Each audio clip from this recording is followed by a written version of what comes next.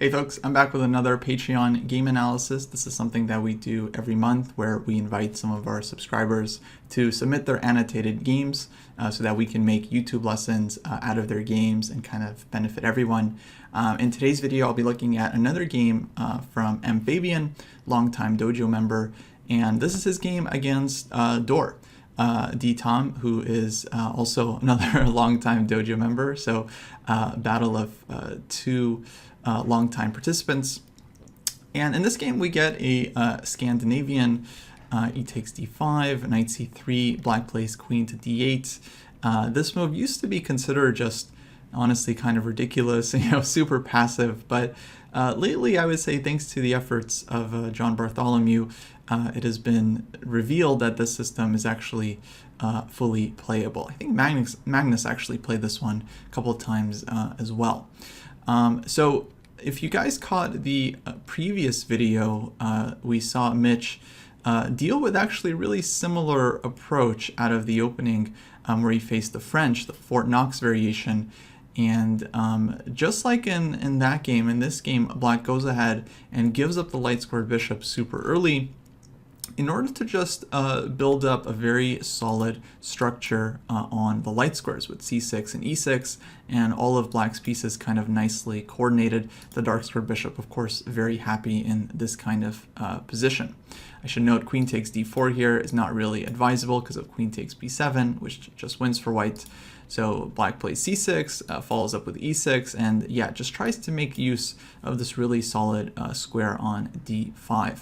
So I wasn't really sure what to call this one. In my mind, it still feels like some kind of light squared strategy. I think it's actually very similar in spirit to what Grandmaster Jesse Cry on this channel christened the Flamingo variation, where Black plays knight f6, e6, and then bishop to b4 pretty much against anything in this position, followed by trading off that bishop either on c3 or d2, and then following up with a kind of dark square strategy, putting the pawns on d6, b6, and then one day even playing for e5. So for example, knight f3.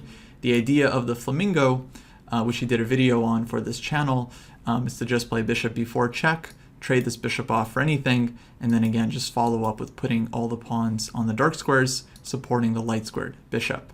So yeah, this approach is kind of like a reverse flamingo, if we can call it that, or a light squared flamingo.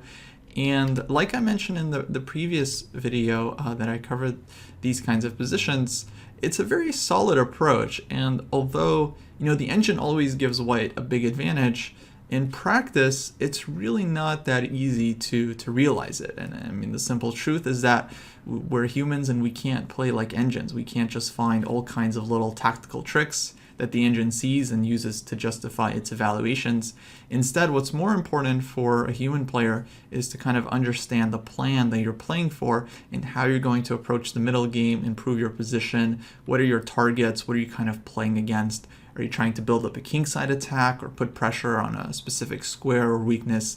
I think humans need plans and ideas, and this is where we really have to work and dissect what the engine is telling us in order to kind of figure out how to approach a particular position. So I like Mitch's setup here. In general, he puts the bishops on e3 and d3. I think this is very solid here. Knight d7, and now queenside castling. And this really makes sense because I would say this is the most aggressive way to play the position. White tucks the king away on the queen side, knowing that Black is likely going to be castling kingside one day, and then White can kind of fling the pawns on the kingside forward with g4, g5, and so on. It's pretty difficult, I would say, for Black to castle queenside themselves. They can do it, but I think their king is going to be slightly weaker with this diagonal already kind of open, and then the c6 pawn, potential weakness that White can kind of use. I would say that in general, Black ends up pretty passive, although it is possible for Black to try and set up queenside castling here. Now here Black plays bishop to e7. I think according to the theory, the main move is to play bishop to b4 and force White to retreat the knight as to not let Black double the pawns. And then something like knight d5, king to b1, and there's quite a few games here. In general, I feel like White is very happy in these positions. Like I mentioned in the last video, I think it's an advantage for white to keep a pair of knights on the board when playing with the pair of bishops. And here white can really think about playing c4 in the future and taking away this powerful d5 square from black's knight. I also mentioned in the last video we have to be very careful about playing c4 because this d4 pawn, it can be difficult to defend, but here I think white can really get away with it. And with black having multiple knights here, you know, there's always going to be a knight on d7 kind of in the way of black's play on the d file. So this is kind of how the theory goes. In the game we see bishop e7, king b1. Now black plays this kind of interesting move a5 with a very clear intention to just push the pawn to a4, possibly to a3, and try to create some dark square weaknesses around white's king. Now here Mitch, I think, is already on his own for a number of moves, decides to play a very understandable move a4, but one that I definitely don't approve of. Of course, this kind of breaks a principle. In general, we don't want to push pawns in front of our king if we don't have to. There are exceptions to this, or positions in like the Sicilian, for example, thinking of like the dragon and some knight orf variations, where against an a5, you know, white does push a4. But of course, this is a different structure, and here I think black's pieces are kind of more equipped to deal with the weakness here. Now black has this square on b4. The queen has like this easy access to b6, although immediately, of course, black would have to watch out for d5 ideas. But yeah, ultimately this move I think ends up causing more harm than good for white's position. So what should have white done instead? Well, the typical plan in these positions is to just go ahead and throw the g-pawn up the board and fight for kingside play. So white's idea is to push g5, push h4, h5, and one day try to break with g6, hoping to open up black on the light squares. I think this is a very reasonable approach. White has an unopposed light square bishop, so if we can trade some pawns off, especially on the light squares, then these light squares around black's king will start to feel very, very weak. And I think this is an effective plan whether or not black castles, because white's idea, again, is to get the pawn to g6. If black ever goes hg, hg, the h file opens up and white's rooks are connected, so that can only be in white's benefit. Now, I think black really needs to play this move knight to b6 here in order to be able to play knight to d5 and then recapture with the knight. If, for example, black continues a4, white pushes g5, and then white takes on d5 and forces black to take with the pawn, then I think this position is really quite nice for white. For example, h4, again, followed up with pushing h5. You might have to defend the g-pawn, of course, first before pushing h5 and g6. But long story short, I think white's play on the king side is very clear, whereas black's play on the queen side is actually not so obvious. Like black can play a3, white pushes b3. It's going to be very hard for black to really do anything with this pawn on a3. You know, if the queen one day gets to c3, for example, white can just park the bishop on c1 and make it very difficult for black to do anything. In the meantime, though, I think white's play is pretty much unstoppable here with h5 and g6.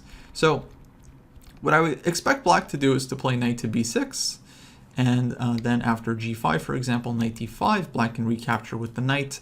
I think this is the way to go so that the knight is a lot better placed on the square than on anywhere else. Here white should play h4 to defend the g5 pawn. And yeah, I would say white's position here is quite comfortable. Once again, the plan is to, let's say, put a rook on g1, maybe even this rook, and then push h5 and g6.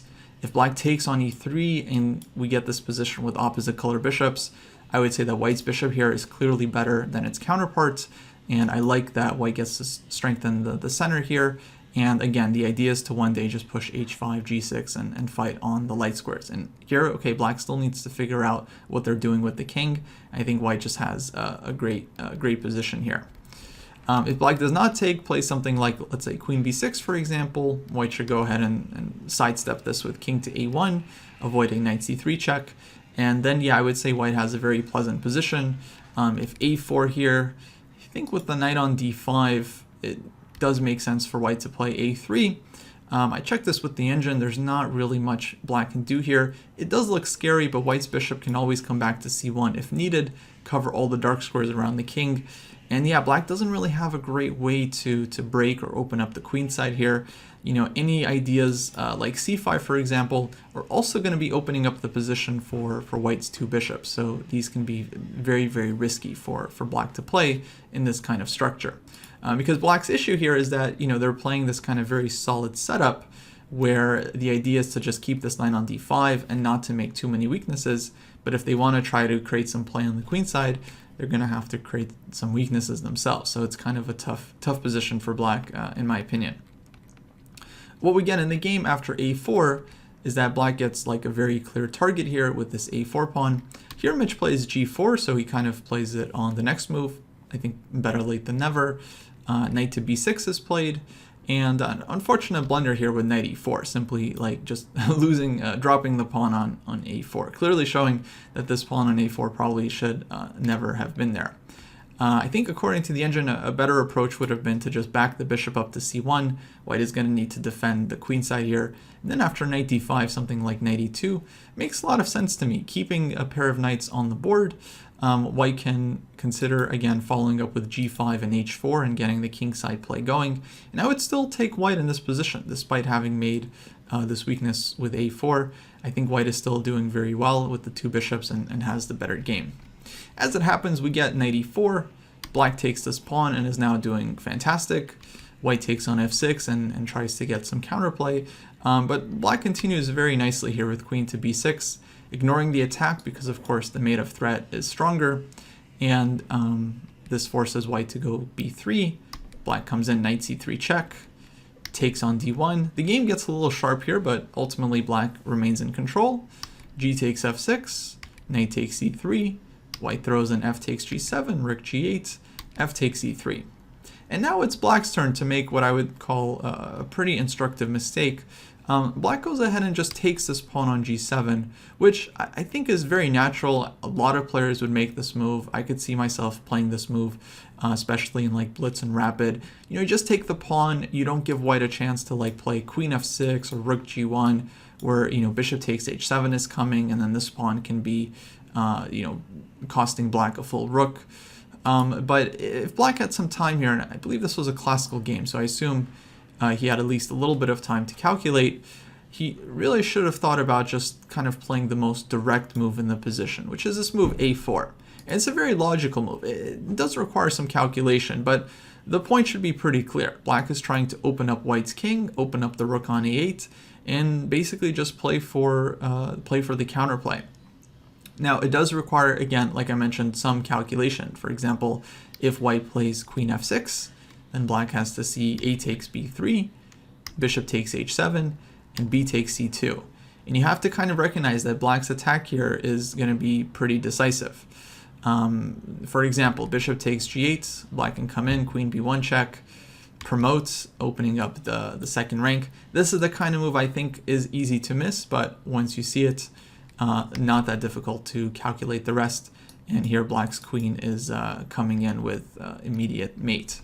Definitely not an easy line to calculate, but I don't know. I think black really should have tried to make this one work. There are possibly other ideas as well. I should note that this is not the only way to win the position. I think rook a1 check is also good for black. For example, king to d2 and rook takes h1, and then black has queen b4 check coming here, for example, and white's king ends up weaker than black's king, or at least black is able to deliver checkmate first. So there were multiple winning lines here. It's not like this is just one engine line where black is winning. I think this is more about just, well, sticking to like the principles. We have opposite sides castling here. It's kind of like a race situation where both sides are racing to mate the opponent's king. And when we have like a really sharp move that opens up lines against the enemy king, we generally want to try to make this one work. So I think this was definitely findable from black's point of view. As it happens in the game, we get rook takes g7, but now white actually has some time to create some counterplay. Queen f6, bishop takes h7, black goes rook to f8, and now very nice find by Mitch, bishop to g6, threatening to take queen takes e6. And the point here is that if fg, then white takes on e6 with check, king d6, queen d6 check, and black has to acquiesce to a perpetual here because of course the rook is hanging, so black simply has to allow repetition. So after bishop g6, I would say black makes a pretty smart decision here to just play queen to d8, giving up a pawn but forcing a queen trade, because now white's bishop is going to be hanging here. And we end up getting this very interesting endgame where white is down in exchange, but has a pawn and does have some compensation for it. Now, fun fact, me and David Pruis, we actually played this position out twice on one of our endgame training sessions for Endgame Sensei, and we ended up playing both sides of this. I think I took white in the first game, and then he took white in the second game. I'll quickly show you guys how we approach the position. Neither of us have analyzed this one with the engine when we were playing, so we were kind of just on our own. We both decided to put the bishop on f5 here. In the game, white plays bishop h5, and I think we both didn't like this one because it allows black to play f5 and really carve out some space for the rooks. Now the evaluation here is that I think black has really good winning chances, but it's not easy to win this one. I would say maybe 75-25 in black's favor. Definitely white has some chances to kind of build up a fortress, or at least create enough counterplay with the bishop and h-pawn to hold the game. Now we both felt like bishop f5 was the right move, not to let black take the space. In the game after bishop h5, rook h8 was played, bishop to g4, and white ends up getting kind of this grip anyway that could have been established immediately. Like I mentioned, I think f5 should have been played so that white doesn't get this nice g4 square, white isn't able to push e4, and black just kind of gets more space for their pieces and should have pretty decent winning chances. Now in our training games, we both played bishop to f5, and I think David had black first. He played king to f6 in this position. I played e4, rook a d8, I played c3, and now black played rook to g8. And here I make a pretty serious, but I would say instructive mistake. I should have played the move bishop to g4, not allowing black's rook to come in. I decide to play the move rook to h2, my idea being to cover the second rank. If black gives rook to g1 check, then the king can move up to c2 and live on d3. And I think white's king here is reasonably safe with the h-pawn, starting to run. But what I didn't realize after rook to g3, for example, rook g3 played in the game, I play king c2 and now rook d g8, is that black is actually having a very serious threat of trading rooks here. And this one is kind of hard to deal with. If I allow the trade, let's say h4, for example, rook g2 takes, king d3. For one, black can try rook b2. Black can also get behind rook h2 and simply win this pawn. Let's say if white didn't push h3 and played something like king to b2, then anyway, rook g2 takes. Let's say king comes up, rook h2. It's very hard for white to create counterplay here. Black's king can slowly come in. And yeah, I think it's a really difficult position for white. I should note king a4 runs into immediate mate with rook a2. So not wanting to allow the rook trade, I end up playing bishop to g4. But now David finds a really strong plan with b5. And his point is that this pawn is coming to b4, and he creates this very annoying outpost square for his rook with on c3. And David ended up winning, I think, a really nice technical game. In our second game, I decided to try the move rook a d8 as black, so I could play king f6 and not let white kind of establish this blockade with e4. White starts by pushing h4, which I thought was pretty interesting. I played rook h8 here, h5, and rook to d5. And my idea was to attack the bishop, and in case of bishop to g4, rook to g5, the bishop has to kind of back up somewhere along this diagonal. Maybe bishop e2 is more precise. And I felt like something like this would actually give black very reasonable chances as well, because the bishop is pretty passive. Black can continue like f5 and bringing the king in and slowly improving the position, whereas white's pieces are just kind of stuck defending this pawn. But David comes up with a very strong idea here to just play e4. And he actually gives up the pawn on d4. At this point, objectively, I should play rook d6, not to allow white to push, but okay, I felt like I have to take this pawn. But then after h6, white is able to advance the pawn all the way to h7, it's black's rook that becomes very passive, and white just has a very nice construction with the bishop on f5, pawn on e4, pawn on h7, and ultimately black isn't able to do anything. I end up giving the exchange back in a couple of moves, and we eventually draw in the rook endgame. So yeah, I thought it was just kind of interesting to see how we approach the position at first glance. I analyzed this one a little bit with the engine, and I believe it suggested the move rook to h8 here, with the idea of just bringing the second rook to g8 very quickly, and playing for David's plan, where black tries to just infiltrate with the rook as quickly as possible, hoping to set up a rook trade. And indeed, I think something like this, for example, would be really, really nice for black. It's hard for white to really keep a stable position here. If white pushes e4, for example, then black can come in with like rook to g3, rook to g2 here, really kind of cause problems for white's king. The idea then to bring king f6, bring this rook to g8, push b5 and a4 at some point, and it's going to be very hard for white to really advance this pawn. Black can also play rook h6. So for example, if h5 here, then rook h6, and then rook g5 is coming next, and the pawn is just lost. So yeah, it's very difficult, I would say, for white to hold this position if black just immediately activates the rooks. So I think that's what black kind of needed to do here, just objectively. Okay, like I mentioned in the game, we had bishop h5, bishop to g4, and yeah, black definitely had some chances here, but eventually the game does end up drawn. I think white finds kind of a nice setup here, and with this kind of bishop on f3, rook on f4, and I think black has a tough time winning this one, even after the rook trade. I think there was some chances here for black, but really not much. I couldn't find any kind of clear win or clear path to a big advantage. So white ends up holding this one pretty solidly, trades off some pawns, and now the point here is that this pawn on h5 requires black's attention. Black has to make sure that this pawn never runs. In the meantime, white's king can try and create some counterplay on the other side of the board, and so it's very hard for black to both keep an eye on the h-pawn and do anything on the queen side.